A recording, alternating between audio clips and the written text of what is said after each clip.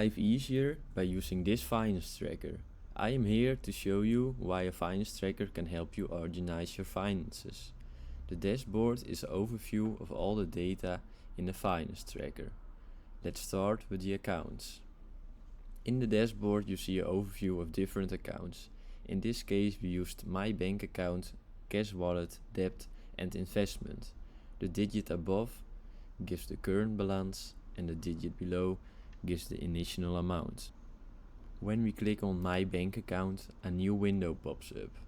In this new window you can see all the income records, all the expense records and all the transfer records. Another method to dive deeper into accounts is to click on database and go to accounts. Here we have the same accounts as are showed in the dashboard. Whenever you want to add a new account, you just click on new.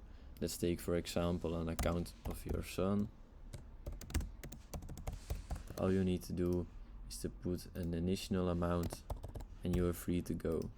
Another subject of the finance tracker is my financial goals.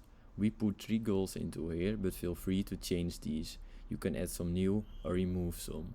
If you click in the menu on database and go to goals next, we can see the same 3 goals as are showed in the dashboard.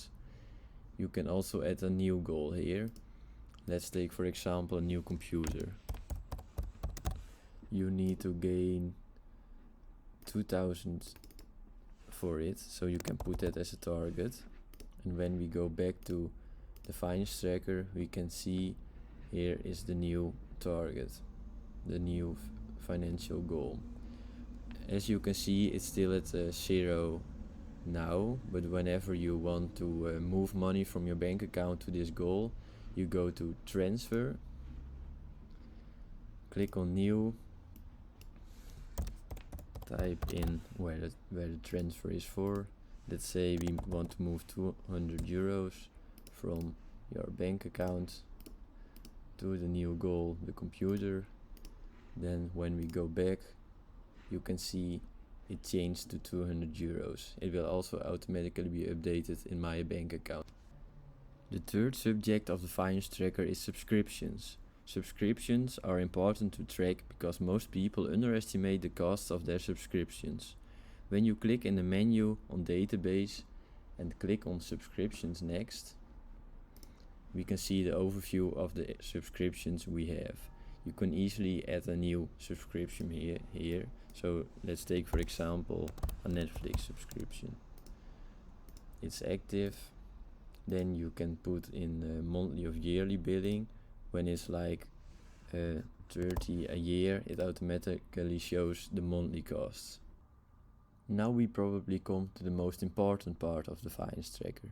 We take a look at the income and expenses. When you go to database and open income next, we see an overview of the income records. When you click on new, you can put a name of an income stream, choose the amount and choose the account the money goes to. You can also add some notes if you want to. The numbers you fill in here will automatically update the account figures. When you open the database in the menu and click on expenses, you see an overview of all the expenses. Put every expense you make in here. You can put in expenses you already made, but you can also fill in expenses for the future.